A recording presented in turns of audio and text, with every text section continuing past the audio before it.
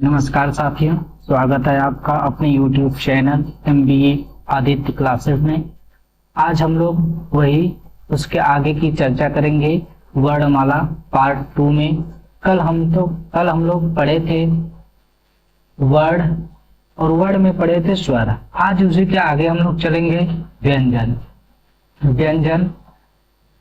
व्यंजन वे वर्ड होते हैं। पहले इसकी परिभाषा की बात करें तो व्यंजन वे वर्ड होते हैं जिनको उच्चारित करने के लिए किसी अन्य वर्ड की सहायता नहीं ली जाती है, या फिर कह सकते हैं वे वर्ड जो स्वतंत्र नहीं होते। वे वर्ड जो स्वतंत्र उच्चारित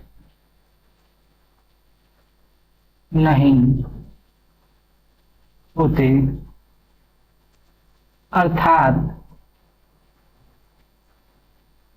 जिन वर्डों के उच्चारण के लिए किसी अन्य वर्ड की सहायता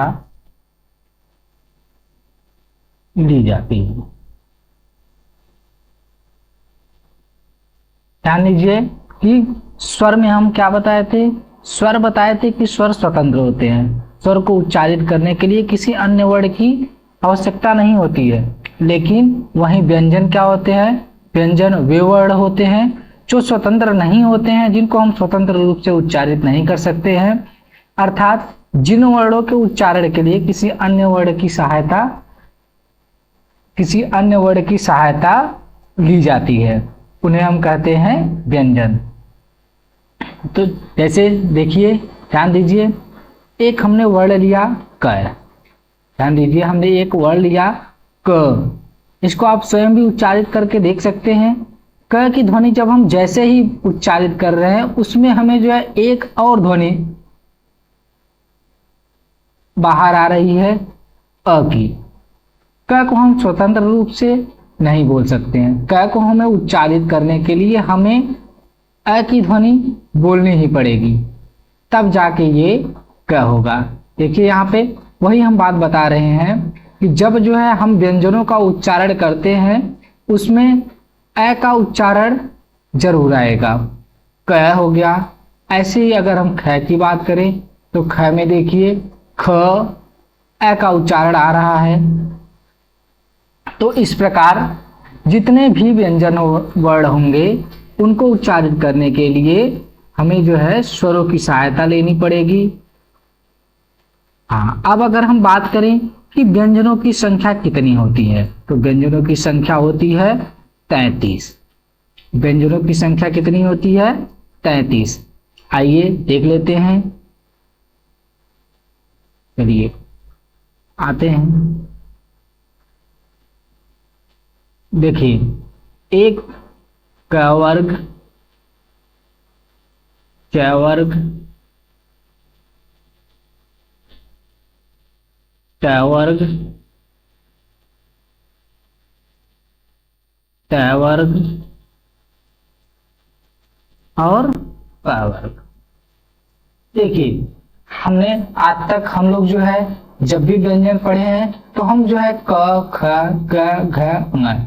देखिए, व्यंजनों की सुविधा के लिए, उन्हें जानने के लिए हम जो है प्रत्येक वर्ड का जो प्रथम अक्षर होता है उसको उसके वर्ग के नाम से जाना जाता है। जैसे इसीलिए हमने कह दिया इसको क वर्ग, इसको कह दिया च वर्ग, इसको कह दिया ट वर्ग, इसको कह दिया त वर्ग और इसको कह दिया प वर्ग। चलिए, इसमें अगर वर्डों की बात करें, कौन कौन से वर्ड आएंगे, तो इसमें आ जाएगा क, ख, ग, घ, ङ। ध्यान दीजिए, यहाँ पे जो बिंदु लगी है, इस पे भी अभी हम चर्चा करेंगे कि ये बिंदु नीचे क्यों नहीं लगी, ये बगल में क्यों लगी है। इस पे भी अभी हम लोग विस्तृत चर्चा करेंगे बिंदुओं के बारे में। कि किस वर्ड पे कौन सा बिंदु कहाँ लगेगा। चलिए इसमें आ जाते हैं च वर्ग पे, च, छ, ज, झ, ञ, ट, ठ, ड, ढ, ड़,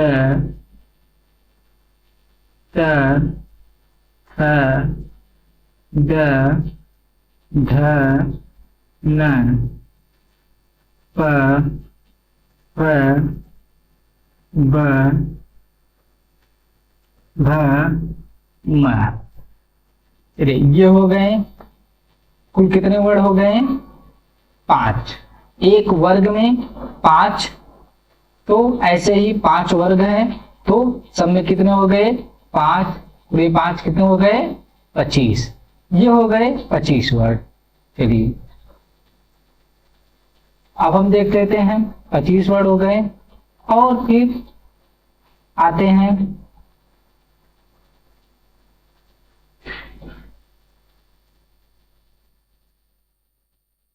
य, र, ल, व, श, ख, श, ह।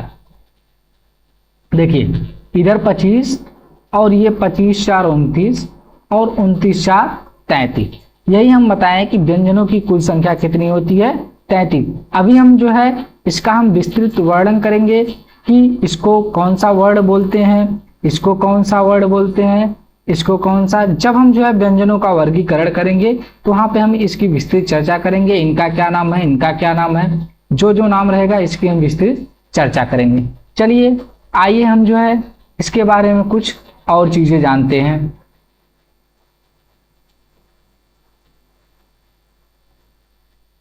देखिए जैसे मान लीजिए कोई भी वर्ड लिखने के लिए कि हमारा एक जैसे वर्ड है, इस रेखा को हम कहते हैं हिंदी में शिरोरेखा। क्या कहते हैं इसको? शिरोरेखा। और ये जो बिंदु है इसे कहते हैं हम खड़ी पाई। ये ध्यान दीजिएगा, बहुत ही महत्वपूर्ण बात है। आपको कहीं कहीं किताबों में, बहुत ही रेयरली किताबों में आपको ये सुनने को मिलेगा। हम बता रहे हैं कि बिंदु, कौन सा बिंदु कहाँ पे लगता है। जैसे अभी हम जो है चर्चा किए हैं कि यहाँ पे हम नीचे क्यों बिंदु नहीं लगाएं, ये यहाँ पे क्यों बिंदु लगा देंगे। तो ध्यान दीजिएगा, ये अगर जो है बिंदु यहाँ पे लगा दिए तो ये इसका उच्चारण अड़ हो गया, इसका उच्चारण अड़ हो गया। जबकि अगर इसके हम बगल में लगाए हैं तो इसका उच्चारण है अंग, अंग। तो ध्यान दीजिए कि स्थान बदल गया तो बिंदु का जो उच्चारण है, जो वर्ड का उच्चारण है वो भी बदल गया। तो ये चीजें आज हम जान लेते हैं कि कौन सा बिंदु कहाँ लगेगा और उस बिंदु का क्या नाम है।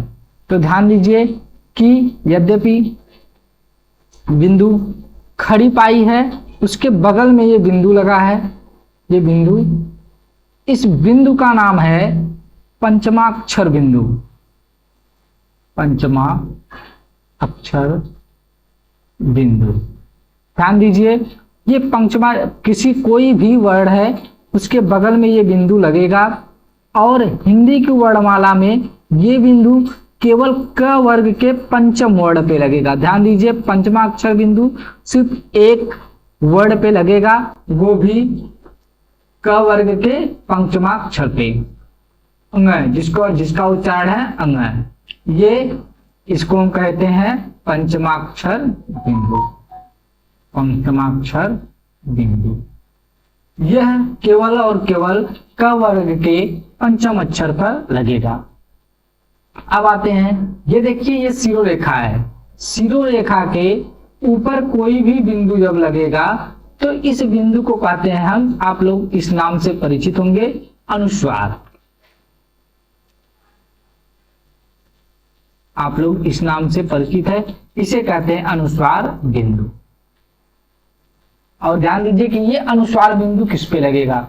ध्यान दीजिए, हमेशा जब भी जो है अनुस्वार बिंदु किसी भी व्यंजन पर नहीं लगेगा। ध्यान दीजिएगा कि हम क्या बोल रहे हैं कि अनुस्वार बिंदु कभी भी जो है व्यंजन वर्ण पे नहीं लगेगा। यह हमेशा जो है अनुस्वार बिंदु केवल और केवल स्वरों पे ही ये लगेगा, केवल स्वर वर्णों के साथ लगेगा। ये हो गया हमारा अनुस्वार बिंदु। अनुस्वार बिंदु किस पे लगेगा? केवल और केवल स्वर वर्णों पे ही लगेगा। जैसे ध्यान दीजिए कि हमने जो है क लिखा, क, और उसके बाद हमें जो है इस पे अनुस्वार लगाए और ये हमने एक वर्ड लिखा कंस। मान लीजिए एक हम जो है शब्द बनाए कंस।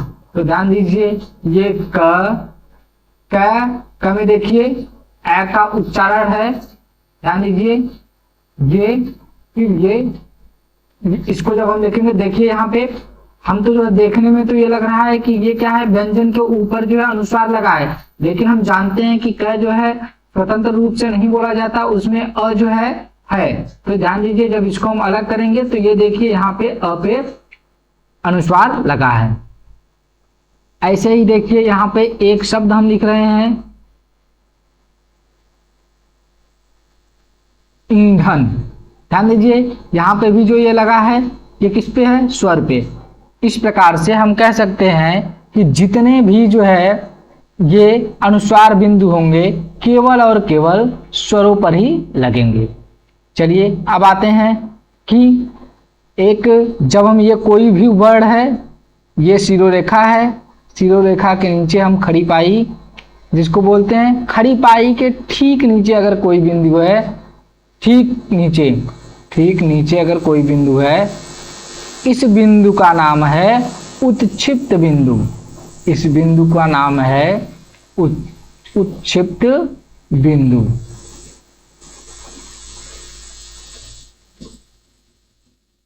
इसे हम एक और नाम से जानते हैं, एक और नाम से इसको कहते हैं ताड़न जात बिंदु। ताड़न जात बिंदु, ताड़न जात बिंदु। देखिए अब ये बिंदु केवल और केवल ट वर्ग के तृतीय और चतुर्थ वर्ण पे लगेगा। ध्यान दीजिएगा ये जो उत्क्षिप्त बिंदु या ताड़न जात बिंदु है यह केवल कहाँ लगेगा? ट वर्ग के तृतीय और चतुर्थ वर्ण पर। तो ट वर्ग का तृतीय और चतुर्थ ड ढ, देखिए ड और ढ, इसके नीचे बिंदु लग जाएगा जिस बिंदु का क्या नाम है? ताड़न जात बिंदु या उत्क्षिप्त बिंदु। इस बिंदु को अब देखिए पहले तो ये ड था फिर ढ था। जब हम व्यंजनों के साथ इसको ट वर्ग के साथ पढ़ रहे थे तो ये ड और ढ था। जैसे ही इसके नीचे हम लोग बिंदु लगा दिए अब ये हो गया अड़ और ड़, और अड़। ध्यान दीजिए इसका उच्चारण अब बदल गया। इसलिए ये दो, इसका देखिए गुण, दो गुण है इसमें, एक तो गुण ड और ढ का है, एक अड़ ड और अड़ का है। इसलिए इसे द्विगुण व्यंजन के भी नाम से जानते हैं। इसलिए इसको द्विगुण व्यंजन के भी नाम से जानते हैं। ये बहुत ही महत्वपूर्ण प्रश्न यहाँ पे पूछा जाता है कि द्विगुण व्यंजन कौन से है, तो हम क्या बताएंगे, और द्विगुण व्यंजन कितने होते हैं ये भी पूछा जाता है। तो द्विगुण व्यंजन कितने होते हैं? दो होते हैं। कितने होते हैं? दो होते हैं। कौन कौन से होते हैं? यहाँ पे हमने इसको लिख दिया है, अड़ और अड़। और देखिए प्रश्न ये भी पूछा जाता है कि उत्क्षिप्त व्यंजन कितने होते हैं, तो उत्क्षिप्त व्यंजन भी कितने होते हैं? उत्क्षिप्त और द्विगुण व्यंजन एक ही हैं। तो इस प्रकार से आज हम लोग जो है एक नई चीज जाने। अभी हमारा जो है एक बिंदु और बचता है। जैसे ये खड़ी पाई है, खड़ी पाई के ठीक बगल में एक बिंदु आता है जिस बिंदु को हम कहते हैं नुक्ता।